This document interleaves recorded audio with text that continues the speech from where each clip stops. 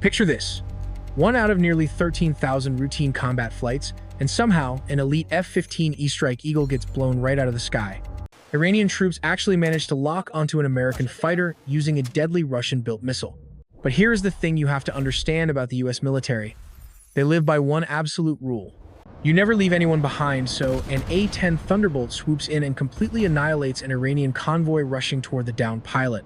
But doing something that aggressive down in the dirt, that invites total disaster. The A-10 flew so low that Iranian soldiers packed with portable Chinese shoulder-fired missiles finally had their perfect shot.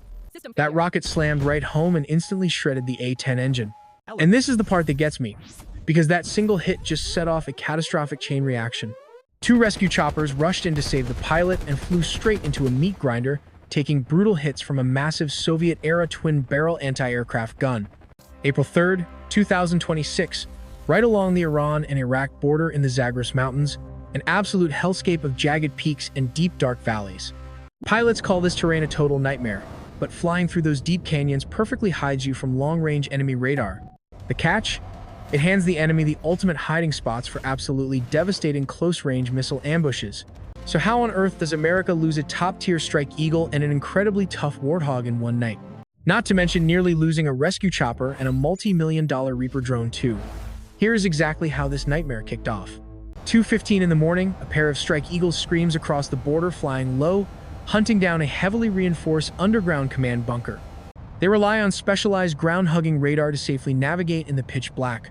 They use those valleys to perfectly dodge Iran's massive long-range missile net, but how do you stay hidden when it is finally time to strike?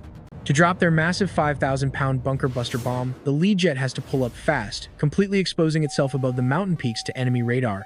Hidden deep in a gorge below, a mobile missile launcher locks right onto them and instantly fires off two deadly rockets.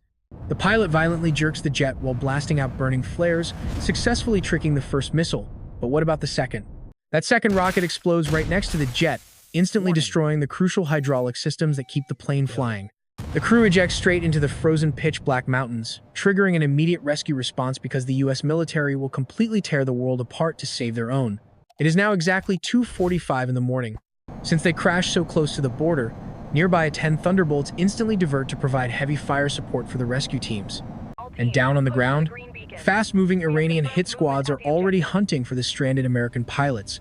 The lead A-10 dives low and unleashes absolute hell with its massive 30mm nose cannon, completely wiping out the enemy convoy.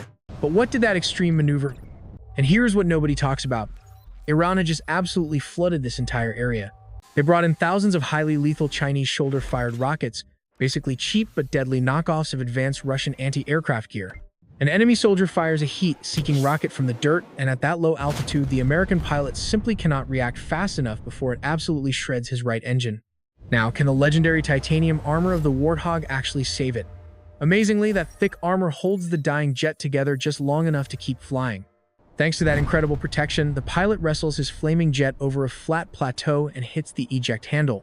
So exactly how many blazing crash sites are we dealing with now? The Strike Eagle went down incredibly deep into hostile southwestern Iran. Verified photos of the smoking wreckage actually placed that crash right in the brutally steep mountains of the Kogaliyeh province. But remarkably, the crippled A-10 Warthog did not crash right away. Even after taking that catastrophic hit while protecting the rescue team, the pilot somehow bullied his bleeding jet out of those dangerous mountains and pushed toward open water. That completely mangled A-10 finally fell out of the sky and crashed directly into the southern waters of the Persian Gulf, right near the highly contested Strait of Hormuz.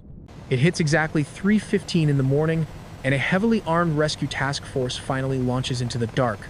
We are talking about the most elite rescue operators on the planet, guys who literally train their entire lives for this exact nightmare scenario. They send a massive C-130 cargo plane to run the entire mission from the sky, leading a pair of heavily armed Black Hawk helicopters using the call signs Pedro 11 and Pedro 12. These guys fly incredibly low to dodge enemy radar, even risking a dangerous mid-air refueling just so they can stay over the combat zone as long as possible. But can they actually sneak into heavily defended enemy territory without getting spotted? They push incredibly deep into those jagged Zagros mountains right as the sun starts coming up. By exactly 4:45, the lead chopper finally spots the flashing infrared survival beacon of the downed A-10 pilot. The second helicopter flies tight circles above, aiming its massive 50 caliber machine guns at the ground, while the lead chopper aggressively swoops down and unloads heavily armed rescue jumpers into the dirt. But right as they land, absolute chaos erupts when a completely hidden Soviet-built heavy anti-aircraft cannon suddenly opens up on them from a secret bunker. Flying straight into a meat grinder, armor-piercing bullets absolutely shred Pedro 12, ripping up lines and dropping the crew. The pilot violently wrestles this dying metal beast into a brutal crash near Pedro 11. Just like that, the rescuers need rescuing, and Pedro 11 is their only ticket out. Bullets chew up the dirt as the crew sprints for the surviving bird. But how do you stop that ambush? You call in big guns. 52 hours in, the C-130 circling above orchestrates a massive counterattack. 2 F-35 stealth fighters drop perfectly guided bombs from the stratosphere, instantly wiping out the anti-aircraft guns. This is the part that gets me. They jam everyone into Pedro 11 until it is dangerously overweight.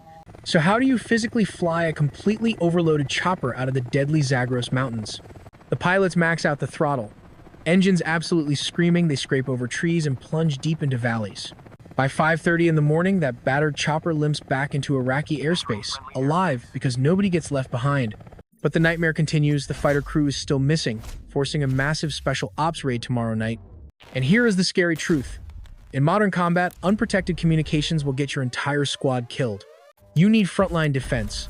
The military uses encrypted networks that constantly block thousands of deadly cyber attacks.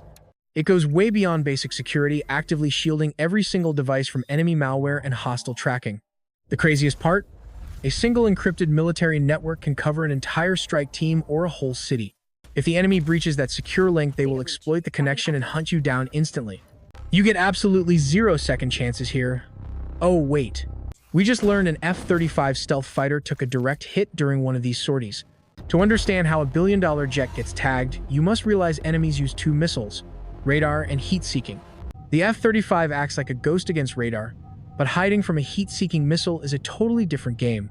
So how did an Iranian missile pierce America's ultimate stealth shield? The fatal flaw is its massive heat signature. Sure, the slick geometry and space-age coding shrink its radar footprint down to almost nothing.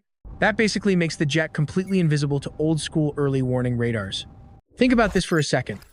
On radar, this massive warplane looks smaller than a bird. But here is the catch. That jet relies on one of the most powerful blazing hot motors on Earth. The engineers optimize everything to defeat billion-dollar radar systems like the Russian S-400. But remember, stealth definitely does not mean magic invisibility. That monster engine spits out gigantic heat plumes, so smart enemies just use infrared sensors to hunt. They use brutal short-range heat seekers. These passive sensors quietly sweep the sky for the slightest temperature spike. Because these infrared systems do not broadcast radio waves, the jet's warning alarms stay dead silent. The pilot would have absolutely 0 clue they were locked on until it was almost too late. So how does a silent killer get a lock? And how does the pilot actually fight back? The second that missile leaves the rail, it becomes a terrifying high-speed drag race against pure physics. The seeker head goes completely blind to everything except the blazing inferno pouring out of the jet exhaust. To spot this incoming threat, the fighter relies on a revolutionary distributed aperture system. 6 high-tech cameras give the pilot a full spherical view. The second it catches the missile flare, alarms explode. The pilot violently jerks the stick into bone-crushing turns while dumping burning flares, but if the missile bites those flares too late, its proximity fuse will still detonate that warhead. The resulting shockwave and flying shrapnel will absolutely mangle the wings, shred the skin, and destroy critical systems. The jet gets completely wrecked without taking a fatal blow, explaining how this pilot wrestled their bird down safely. So what are these flares anyway? They are basically flying fireworks packed with magnesium, designed to burn significantly hotter than the jet's own engine. The whole point is to completely blind the missile, tricking that seeker into chasing the decoy instead. What kind of secret weapon hit them? Intelligence points to the 358. This freakish hybrid combines a kamikaze drone with a surface-to-air missile. Imagine a killer missile that literally stalks its prey. This thing cruises low and slow, carving figure eights in the sky until its heat-seeking cameras lock onto a victim. Now picture this threat linked to a massive ground-based thermal tracking network that feeds coordinates to high-speed interceptors. That combination could completely blindside an F-35 stealth fighter by striking purely through thermal imaging instead of radar. And here is what nobody talks about. This terrifying tech completely destroys the myth that our most advanced jets are totally invincible. There is just one fatal flaw though, because this weapon simply cannot reach targets outside its immediate launch zone. Why does the Pentagon trust the aging F-15 to do the heavy lifting? You load these absolute beasts to the brim with smart bombs and precision bunker busters. They carry up to 19 heavy explosives or 28 smaller munitions, hunting mobile threats while stealth bombers crack underground facilities. Their advanced radar systems practically X-ray the terrain to expose hidden missile launchers tucked away in deep valleys. Operating as deadly duos, they obliterate enemy convoys, shatter aircraft hangars, and wipe out backup command centers with surgical precision. But do you think they fly home once their magazines run dry? Absolutely not, because they pull back to secure zones and hook right into massive flying gas stations. They guzzle thousands of pounds of aviation fuel midair before turning right back around to re-enter the meat grinder. Operation Fury saw American F-35s kicking down the door to slaughter enemy air defenses and establish total aerial dominance.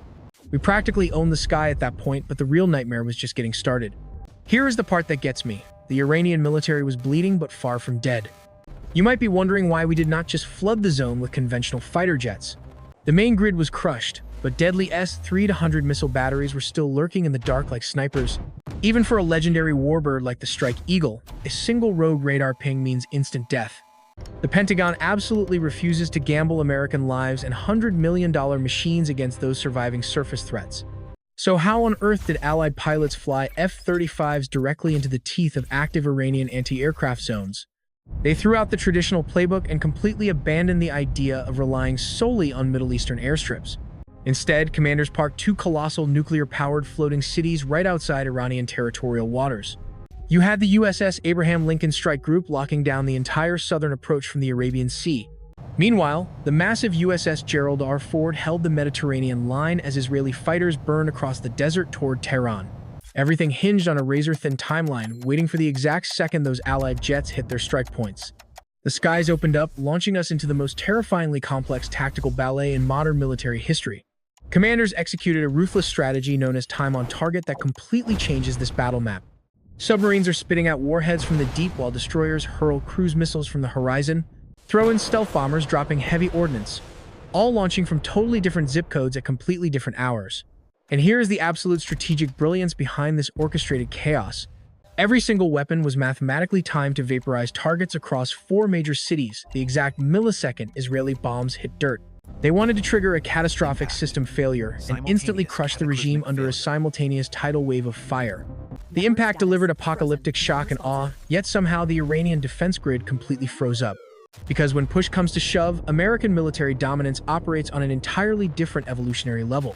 Hackers and orbital satellites unleashed an electronic storm that beamed hallucinated targets directly onto enemy radar scopes. Their premier Russian hardware and homegrown defense shields practically melted down, trying to process this devastating cyber barrage. The Americans then baited a genius trap to draw out the remaining hidden launchers. They fired hundreds of tiny, highly sophisticated air-launched decoys right into hostile airspace. To a terrified radar operator on the ground, those drones spoofed the signatures of a massive fighter squadron blitzing Tehran. That devastating trick kicked the front door right off its hinges. American and Israeli F-35s alongside Phantom F-22s absolutely ghosted through the airspace without making a single blip. By the time the smoke cleared, that supposedly impenetrable defense network was not just broken, it was entirely erased. Because despite this brutal masterclass in modern warfare, Iran still holds a terrifying amount of raw firepower in reserve. Want the next intel drop? Hit that subscribe button.